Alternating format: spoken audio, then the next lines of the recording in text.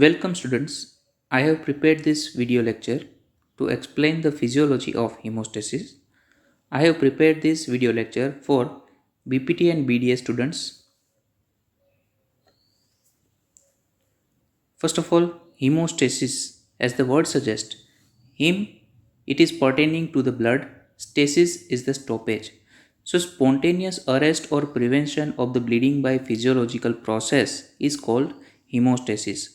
So whenever any injury occurs to our body, injury is the discontinuity in the skin, subcutaneous tissue or the blood vessels. So whenever injury occurs, it leads to loss of the blood, also known as hemorrhage, and it is prevented by the formation of the clot. Now this clot, it seals the damaged blood vessel wall and it prevents further loss of the blood. So the process of the hemostasis, it has various mechanisms. It can be described as vasoconstriction or the constriction of the blood vessel wall, which is followed by formation of the temporary hemostatic plug. Temporary hemostatic plug, it is formed by the platelets, so it is also known as platelet plug. Now this temporary hemostatic plug, it is converted into the definitive hemostatic plug, also known as clot. Now the definitive hemostatic plug, it seals the damaged part of the blood vessel and it prevents loss of the blood. When the function or the purpose of the clot is served, then gradually the clot is removed and this process is known as fibrinolysis. So various mechanisms of hemostasis are vasoconstriction, formation of temporary hemostatic plug and formation of definitive hemostatic plug or the clot. Now I am going to explain each and every mechanism. The first mechanism in the hemostasis is vasoconstriction. So whenever injury occurs, it results in the initial myogenic spasm. It depends on the degree of the injury. It depends on the local neurogenic reflexes. It results in the contraction of the smooth muscle of the blood vessel, which result in the contraction of vessel wall, which results in the reduction in the diameter of the vessel. So it results in the decrease in the loss of the blood. This process is known as initial vasoconstriction. So understand that initial vasoconstriction is a local myogenic spasm which results due to contraction of the smooth muscle of the blood vessel wall. Now this initial vasoconstriction, it is also facilitated by the release of various chemical substances like otacoids, mainly serotonin. Serotonin, it is released by vascular endothelial cell as well as platelets, which result in the constriction of blood vessel, and this process is known as vasoconstriction. Small minor blood vessel trauma, it can be sealed by vasoconstriction only. But even after that blood loss persists, then the next mechanism come into play, that is temporary hemostatic plug. Temporary hemostatic plug, it is formed by platelets, so it is also known as platelet plug. Here in this picture we can see the structure of the platelet. Inactive platelet as well as activated platelets. So platelets, they are circular disc-like cell. Size of the platelet is about 2 to 3 micrometer. Whenever platelet is inactive, it has disc-like circular shape. But whenever it is activated, then it forms pseudopodias and it becomes more sticky. So here in this picture you can see inactivated platelet as well as activated platelet. In the right side of the picture you can see fine dust like small refractile bodies present in the peripheral smear which shows platelets. Platelets, they are formed in the bone marrow like any other blood cells.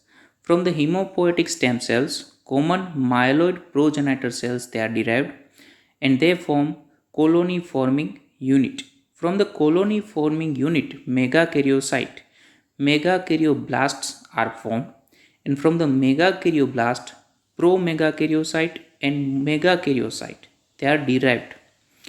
Megakaryocyte is the precursor cell for the platelets. Size of the megakaryocyte is 35 to 60 micrometer, and it is the largest cell which is present in the bone marrow.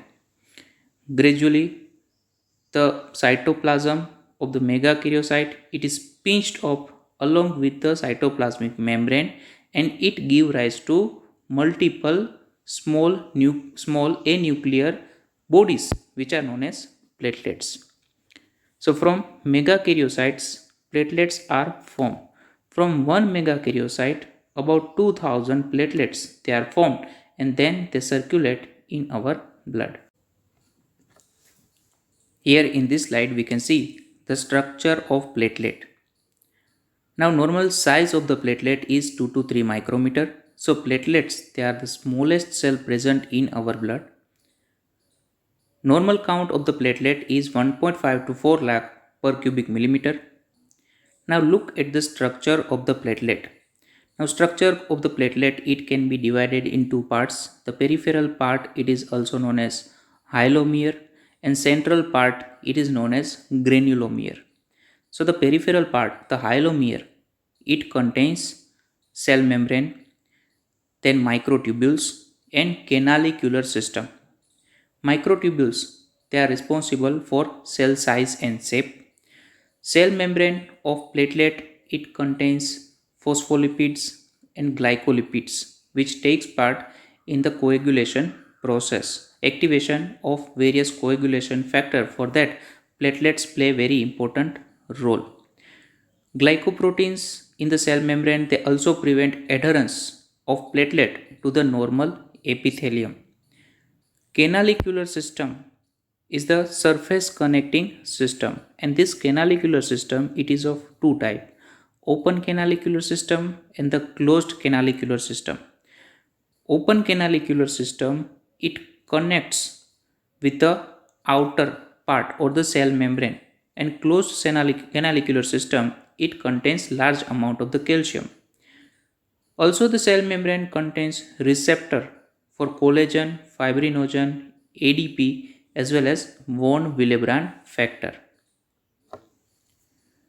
Now the granulomere, the inside part, it contains various organelles like mitochondria, peroxisome and various granules. Now granules present inside the platelets they are of two types: dense granules and alpha granules. Dense granules contain ATP, ADP and serotonin, and alpha granules contains von Willebrand factor, fibronectin, platelet factor 4 and thrombospondin. All these granular contents they are released to the nearby circulation during the platelet released action, and it plays important role in the platelet activation as well as platelet aggregation. Functions of platelets play role in hemostasis by release of 5-HT or serotonin. Serotonin produce vasoconstriction, so it is helpful during the initial vasoconstriction following injury. Platelets play role in temporary and the definitive hemostatic plug formation. Platelets they contain contractile proteins like actin, myosin, thrombospondin, fibronectin, so it is helpful in the clot retraction process. In the phagocytosis of immune complexes and viruses, platelets they are useful. Platelet releases platelet derived growth factor which are useful for the repair of injured blood vessels, and platelets are useful for the transport and the storage of the serotonin. Platelets during their circulation they take up serotonin from the gastrointestinal tract, and then they circulate the serotonin. So serotonin it is transported as well as stored inside the platelets, but serotonin it is not synthesized inside the platelet. Now I will explain you about the process of temporary hemostatic plug formation. So the process of the temporary hemostatic plug formation, it includes adhesion of the platelet to the damaged endothelial surface. Adhesion of the platelet leads to activation of the platelet and release of the platelet contents, and activation as well as the release process, it leads to aggregation of the platelet, which ultimately forms temporary hemostatic plug. So first of all, platelet adhesion. Platelet adhesion is the adhesion of the platelet to the injured endothelial surfaces of blood vessels. Now, normally inside our circulation, platelets, they cannot attach themselves to the endothelial surfaces because of the smooth vessel wall which contain glycocalyx layer, as well as the negative charge present on the vessel wall and the platelet, which usually repel each other. So platelet normally cannot attach to the normal endothelium. But whenever endothelium it is damaged, which leads to loss of the smooth surface as well as the loss of the negative charge. Now during this time, platelet adhesion takes place. Now for the platelet adhesion, von Willebrand factor, it is necessary. Now this von Willebrand factor, it is a glycoprotein secreted by the vascular endothelial cells as well as platelets, and it is present in the plasma. So when endothelium it is damaged, the circulating von Willebrand factor, it binds to the exposed subendothelial collagen fibers. After that, von Willebrand factor, it can also bind with the glycoprotein receptor present on the cell membrane of platelets. And these glycoproteins, they are GP1B. So von Willebrand factor, it binds with the exposed collagen, and von Willebrand factor, it anchors the glycoprotein receptor present on the platelets, and in this manner adhesion of the platelet can take place. So whenever vascular endothelium is damaged, it leads to exposure of the collagen. For the platelet adhesion, von Willebrand factor, it plays very important role. It binds with the endothelial surface as well as the platelet, and in this manner platelet adhesion can take place. Calcium and ADP, it promotes the platelet adhesiveness. After the adhesion of the platelet, it leads to activation of platelet, and this is known as platelet activation. So the activated platelets, they change the shape, they put out pseudopodia, and they discharge the granular content in the nearby circulation, and this is known as platelet release. Platelet releases large quantity of ADP, thrombin and thromboxane A2, which acts on the nearby platelets and causes their activation. So it promotes adhesion as well as the activation of the platelets.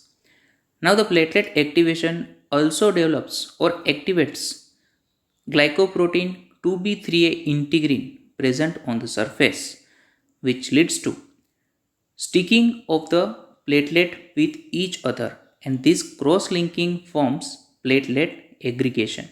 So the platelet release, it is increased by platelet activating factor. Activation of the platelet is facilitated by platelet activating factor, which is a cytokine secreted from the neutrophil, monocyte and platelets. This platelet activating factor is a phospholipid which is produced from the membrane lipids. And this platelet activating factor acts via G protein and activates phospholipase C and diacyl glycerol. Now this diacyl glycerol increases cytoplasmic calcium by promoting calcium release from dense tubular systems that are present close to the open canaliculi. In short, whenever platelets they are activated, this activation is also promoted by platelet activating factor, which increases release of the calcium in the cytoplasm of the platelets. Now this availability of the calcium, it promotes release of the granular contents like ADP, thrombin and thromboxane A2. So the release of this granular content in the nearby circulation, it promotes activation as well as the aggregation of the platelets. Platelet aggregation. So platelets not only stick to the injured vessel wall but also to each other, and this cross linking of the nearby platelets, it forms platelet aggregation. Now, as we have discussed previously, the activation of the platelet, it expresses integrin glycoprotein 2b3a present on the platelet surface. Now, these integrins, they can bind with thrombospondin as well as fibrinogen. So, glycoprotein 2b3a, it binds with the fibrinogen which is present in the plasma. Fibrinogen and glycoprotein 2b3a mainly promote aggregation of platelet to each other, which leads to cross-linking of the thrombospondin with fibrinogen. Here in this figure, we can see normal platelet which is present in our circulation in the figure A. In the figure A, we can see platelets with the presence of glycoprotein 1b and von Willebrand factor which is present in the plasma, and endothelium, it is normal. Whenever endothelial surface it is damaged, then von Willebrand factor, it binds with the collagen, and it also binds with the glycoprotein 1b present on the surface of the platelets. In the figure C, we can see that activation of the platelet, it increases expression of glycoprotein 2b3a on the surface of the platelet, and in the figure D, we can see that binding of the thrombospondin and fibrinogen to the glycoprotein 2b3a.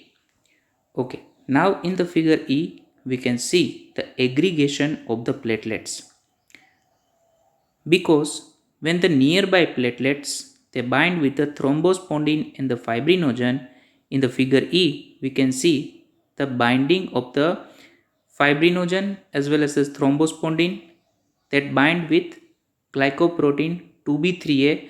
Cross linking occurs in the nearby platelets and it forms a aggregate, and in this manner platelet aggregation gradually takes place. So the platelet aggregation, it leads to aggregation of multiple platelets. Now here one question remains: what limits the formation of the platelet plug? How the platelet plug is only confined to the damaged area of the blood vessel wall? Because once this process is initiated, it must be controlled. So here I am going to give you the answer. Whenever platelet aggregation occurs, this platelet aggregation activates phospholipase C. Phospholipase C activates phospholipase A2, and phospholipase A2, it is converted into the thromboxane A2 and prostacyclin. Now this thromboxane A2, it promotes platelet aggregation and it increases release of the serotonin and norepinephrine. So thromboxane A2, it promotes activation as well as the aggregation of the platelets. Simultaneously prostacyclin, it is released. Prostacyclin, it inhibits thromboxane A2 and it prevents intravascular spread of the clot. So gradually the balance of the thromboxane A2 and the prostacyclin, it shifts in the favor of the prostacyclin, and once the platelet aggregation it seals the damaged blood vessel, then prostacyclin, it inhibits further spread of the intravascular platelet plug. Now let us summarize role of the platelet in the hemostasis. Now in this small video I am going to explain all the events in the formation of the temporary hemostatic plug. Here we can see the damaged vessel with the exposure of the collagen fibers. So whenever collagen fibers they are exposed, von Willebrand factor, it can bind with the exposed collagen as well as glycoprotein 1b which is present in the platelet membrane. Adhesion of the platelets leads to activation of the platelets, and activation of the platelet releases granular contents, mainly ADP, thromboxane A2. Here we can see the binding of the ADP which leads to activation as well as the aggregation of the platelets. which further leads to release of more granular content. Here we can see the release of thromboxane A2. Thromboxane A2, it will also bind with the nearby platelet membrane receptors, which also leads to activation of the platelets and aggregation of the platelets.